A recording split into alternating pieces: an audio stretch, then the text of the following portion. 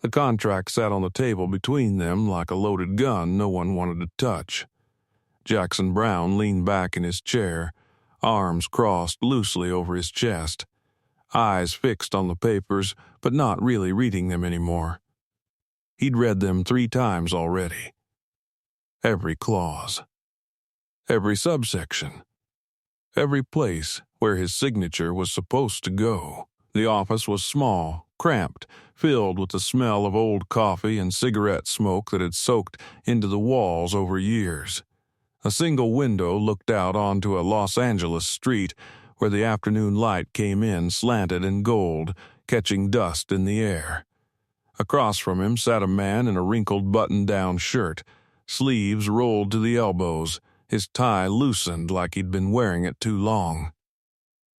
David Geffen, the man who'd started Asylum Records. The man who was offering Jackson everything he thought he wanted.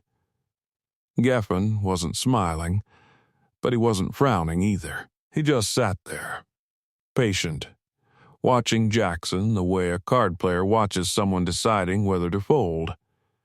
There was no pressure in his posture, no urgency in his voice. That was the thing about Geffen. He never pushed.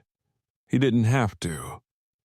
He had a way of making you feel like the decision was already made, like signing was just a formality, like walking away would be the strange choice, not staying. Jackson's hands rested on his knees. His fingers drummed once, twice, then stopped. He could feel the weight of the moment pressing down on him, not from Geffen, but from somewhere inside himself. This was it. This was the door he'd been trying to open for years. A real record deal. A real chance. Not some handshake agreement with a local promoter or a one-off single that disappeared into obscurity. This was Asylum Records. This was the label that had Joni Mitchell. The Eagles. This was legitimacy. This was a rival. But 2 days ago, someone had warned him. It wasn't a stranger. It wasn't some jealous musician or a bitter ex-manager. It was someone who knew the industry. Someone who'd been around long enough to see how these things worked. They'd pulled him aside after a gig at the Troubadour, stood with him in the alley behind the club where the dumpster smelled like stale beer and rotting fruit, and said it quietly, carefully, like they were telling him something they weren't supposed to know. Don't sign with Geffen. Jackson had laughed. Not because it was funny, but because it sounded paranoid. Why not? The person didn't laugh back. Because he doesn't care about the music. He cares about the product. And once you're his product, you're not yours anymore. Jackson had shrugged it off. Told himself it was just cynicism. Told himself every label was like that. Told himself that if he was good enough, if the songs were strong enough, none of that would matter. But the words stayed with him. They sat in the back of his mind like a stone he couldn't spit out. And now, sitting in this office with the contract in front of him and Geffen's calm eyes watching him, he felt that stone again, heavier this time. "You need more time?" Geffen asked. His voice was smooth, not impatient, just curious. Jackson shook his head. "No, I want to make sure I understand what I'm agreeing to." Geffen nodded. Of course. What part? The part about creative control. Geffen leaned forward slightly, resting his elbows on the desk. "You'll have input. We're not going to tell you what to write or how to play. But we do reserve the right to make decisions about production, promotion, distribution. That's standard." "Standard for who?" Geffen smiled, but it didn't reach his eyes. "For everyone, Jackson. This is how it works. You make the music. We make sure people hear it. You want to do both? You can stay independent. But independent means small. Means local. Means maybe you get heard. Maybe you don't. We're offering you a guarantee." Jackson looked down at the contract again. The words blurred together. He wasn't even reading anymore. He was just staring, trying to feel his way through the fog in his head. He thought about the songs he'd written, the ones that meant something, the ones that came from places he didn't talk about. He thought about the nights he'd spent playing to rooms of 20 people, 30 people, sometimes fewer. He thought about the times he'd felt like giving up, like maybe this whole thing was a dream he needed to wake up from. And then he thought about what it would feel like to walk out of this office without signing, to go back to those small rooms, to keep waiting, to keep wondering if his moment would ever come. He picked up the pen. Geffen didn't move, didn't smile, just watched. Jackson signed. The ink was still wet when he felt it. Not regret, not yet. Just a shift, like something inside him had changed direction without asking permission. He set the pen down and looked up. Geffen was already standing, extending his hand. Jackson stood too, shook it. Geffen's grip was firm, professional, brief. "Welcome to Asylum," Geffen said. Jackson nodded. He didn't know what to say. So he didn't say anything. The first few months felt like validation. The album was recorded quickly, efficiently, with producers who knew what they were doing and session musicians who didn't need to be told twice.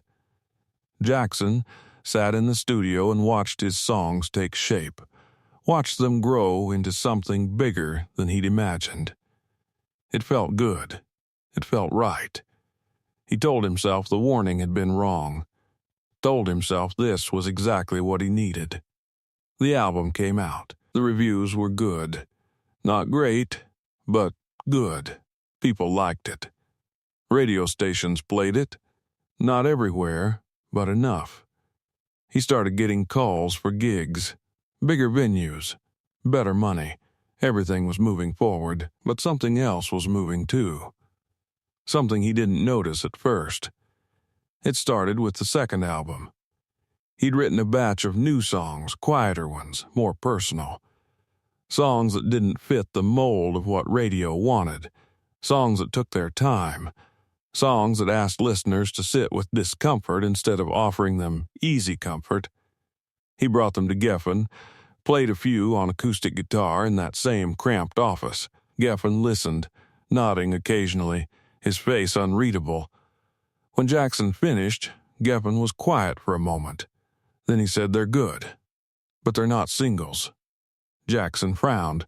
"They're not supposed to be singles. They're album tracks." "Album tracks don't sell albums, Jackson. Singles sell albums. I'm not trying to sell, I'm trying to say something."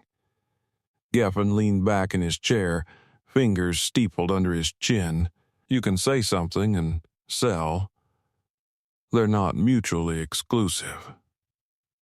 But you have to meet people where they are. You have to give them something they can hold on to. These songs are what I have to give." Geffen sighed, not unkindly. "Then we'll have to figure out how to package them." Jackson left that meeting with a feeling he couldn't name. Not anger, not disappointment, just a slow creeping sense that the ground beneath him was softer than he'd thought. That maybe the person in the alley had been right. That maybe he'd traded something without realizing what it was. The second album came out. It was changed. Not drastically, not in ways most people would notice. But Jackson noticed. A song that was supposed to be slow was sped up. A lyric that was supposed to be ambiguous was clarified. A guitar part that was supposed to sit in the background was pushed forward. None of it was wrong. Exactly. It was just not his. Not the way he'd heard it. Not the way he'd meant it. And it sold better than the first album. That was the part that made it harder. Because if it had failed, he could have pointed to the changes and said, "See, this is what happens when you don't trust the artist." But it didn't fail. It succeeded. And that success made it impossible to argue. How do you fight against something that works? How do you say, "I don't want this," when everyone around you is celebrating? He tried once, went back to Geffen's office, asked if they could do the next album differently, asked if he could have more control over the final mix, over the sequencing, over the artwork. Geffen listened patiently, the way he always did. Then he said, "Jackson, you're doing great. The numbers are good. The momentum is building. Why change what's working?" "Because it's not working for me." Geffen looked at him for a long time, not with anger, not with disappointment, just with a kind of tired understanding, like he'd had this conversation 100 times before and knew exactly how it would end. "You're an artist," he said finally. "I get that, and I respect it. But you're also a professional, and professionals understand that art doesn't exist in a vacuum. It exists in a marketplace. And if you want people to hear your art, you have to play by the rules of that marketplace. I'm not asking you to compromise who you are. I'm asking you to be smart about how you present who you are." Jackson didn't have an answer for that, because part of him knew Geffen was right. Part of him understood that purity was a luxury, that idealism didn't pay rent, that if he wanted to keep making music he had to make concessions. But another part of him, a quieter part, kept whispering that he'd signed away more than publishing rights, that he'd signed away something harder to name, something that had to do with why he wrote songs in the first place. The third album was worse, not in quality. In fact, by most measures, it was his best work yet. The production was polished. The songs were tighter. The performances were flawless. But Jackson barely recognized it. He'd gone into the studio with one vision and come out with another. The producers had taken liberties. The label had insisted on certain changes. Geffen had been involved in ways he hadn't been before, sitting in on sessions, offering notes, steering the ship. And Jackson had gone along with it, not because he agreed, but because he was tired. Tired of fighting, tired of being the difficult one, tired of feeling like the only person who cared about something no one else seemed to think mattered. The album was a hit, the biggest one yet. It went gold. Then platinum. He was on magazine covers. He was playing arenas. He was making the kind of money he'd never imagined. And he hated it. Not the success, not the recognition, but the feeling that it wasn't his, that somewhere along the way, the thing he'd built had been taken from him and rebuilt by other people, and now everyone was congratulating him for something that didn't feel like it belonged to him anymore. He started drinking more. Not publicly, not in ways anyone would notice, just alone, in hotel rooms after shows, sitting on the edge of the bed with a glass in his hand, staring at nothing. He'd play back the concert in his mind and feel disconnected from it, like he was watching someone else perform, someone who looked like him and sounded like him but wasn't him. He'd think about the songs he'd written years ago, before the contract, before Asylum, before any of this. Songs no one had heard. Songs that would never be recorded. Songs that existed only in notebooks and in his memory. And he'd wonder if those were the only real ones. If everything since had just been a performance. One night after a show in New York, he sat in his dressing room alone. The crowd had been massive. The applause had been deafening. He'd played all the hits, hit all the marks, done everything right, and he felt nothing. Just a hollow ache in his chest that wouldn't go away. He picked up his guitar, the one he'd had since he was 17, the one he never used on stage anymore because it didn't have the right pickup or the right tone for the sound engineers. He played a few chords. Nothing in particular, just the kind of aimless noodling he used to do when he was trying to find a song, and for the first time in months, he felt something. Not joy, not relief, just a faint flicker of recognition, like seeing an old friend across a crowded room. There was a knock on the door. He stopped playing. "Yeah?" A voice from the other side. "Car's here. Give me a minute." He set the guitar down and stood up, looked at himself in the mirror. He looked older. Not in years, but in some other way. Like something had been taken out of him and never put back. He thought about the person in the alley, the one who'd warned him. He wondered where they were now. Wondered if they'd heard the albums. Wondered if they'd thought I Told You So. Wondered if they'd been sad about it. He left the dressing room and walked down the long corridor toward the exit. The walls were covered with posters of past performers. Legends. Icons. People who'd played this venue decades ago and were still remembered. He wondered if he'd be remembered. Wondered if anyone would care. Wondered if it mattered. Outside, the car was waiting. He got in. The driver asked where he wanted to go. Jackson said the hotel. They drove through the city in silence. The streets were bright and loud and full of people who didn't know who he was and didn't care. He watched them through the window and envied them. Envied their smallness, their anonymity, their freedom. Back at the hotel, he sat on the balcony with a drink and looked out at the skyline. The city glittered like a promise that never quite delivered. He thought about the contract, about the moment he'd signed it, about the pen in his hand and the weight of the decision and the feeling that had come afterward, that faint shift he hadn't understood at the time. He understood it now. It was the feeling of a door closing. Not loudly, not violently, just quietly. Inevitably. And on the other side of that door was the version of himself he'd left behind. The one who wrote songs because he had to, not because someone was paying him to. The one who didn't care if anyone listened as long as the song was true.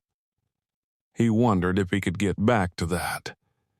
If it was too late. If the person he'd been was gone forever or just waiting somewhere, patient, hoping Jackson would remember him. He didn't have an answer. He just sat there, holding his drink, watching the lights, feeling the distance between who he was and who he'd wanted to be stretch out like a canyon he couldn't cross. Years later, after more albums and more tours and more success that felt less and less like success, he found himself in a small club in Los Angeles, not performing, just listening. Some young kid was on stage with an acoustic guitar, playing to a room of maybe 30 people.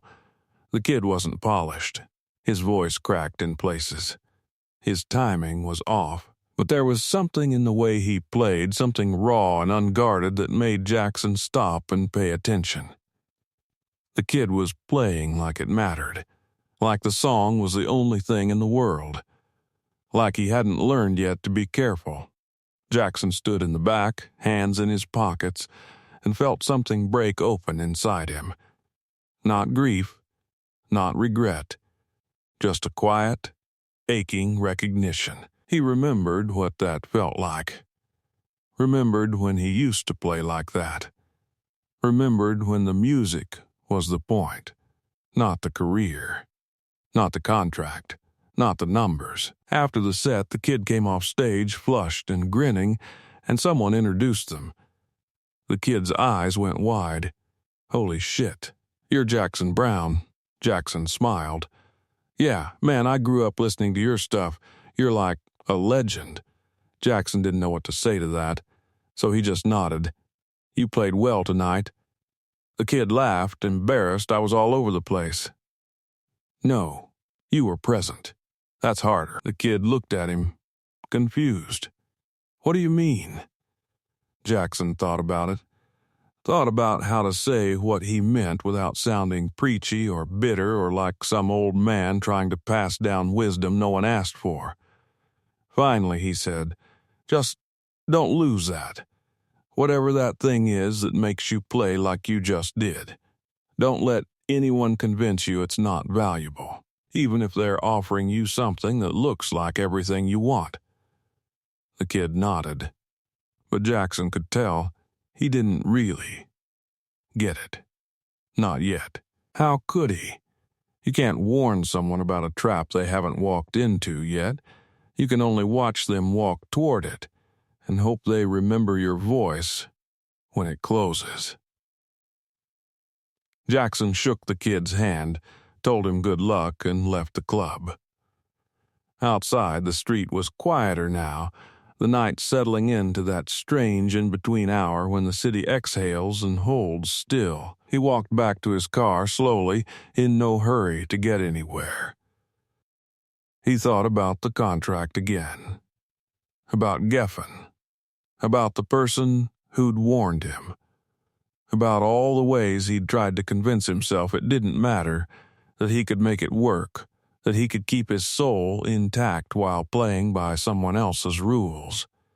He thought about whether he'd been wrong or just naive, whether there'd been another path or whether this was always how it was going to go, whether the warning had been a gift he'd ignored or a prophecy he'd fulfilled by trying to avoid it. He didn't have answers, just the quiet knowledge that the thing he'd been warned about hadn't been a single moment.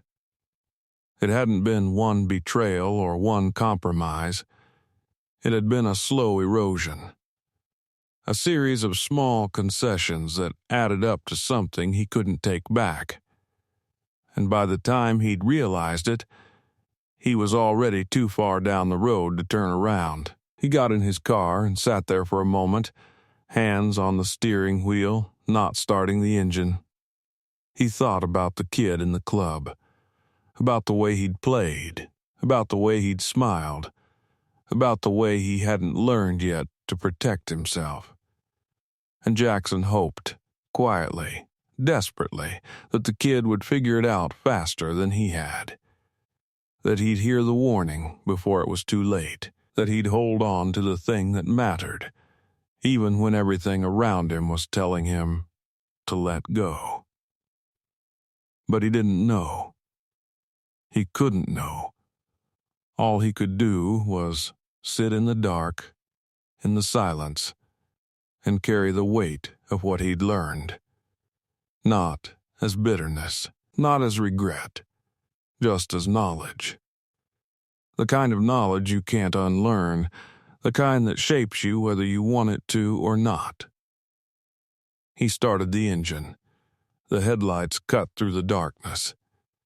And he drove home, alone, carrying the warning he'd ignored and the cost of ignoring it, wondering if anyone else would listen when their turn came.